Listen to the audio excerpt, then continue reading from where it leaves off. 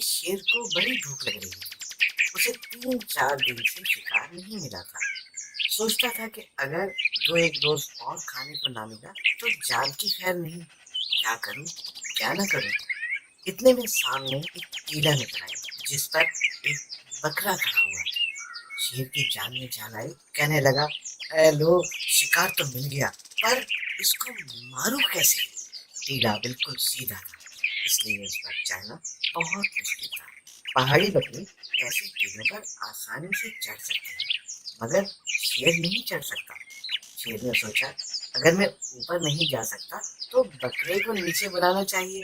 वो बोला, "बकरे मियाँ, सलाम, कहो, भूखे तो नहीं हो?" बकरे ने जवाब दिया, "साहिब, क्या पूछते हो? मैं तो हमेशा ही भूखा रहता हूँ।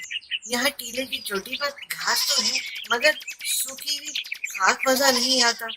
शेर ने कहा, फिर नीचे क्यों नहीं उतर आते? देखो यहाँ कैसी हरी हरी घास है, आओ और खूब खाओ। आज से हम तुम्हारे दोस्त हैं। बकरा ताड़ गया।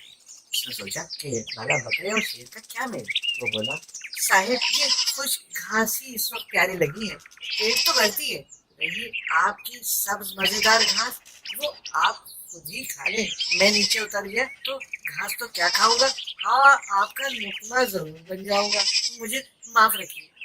ये सुनकर शेर अपना समूह लेकर रह गया।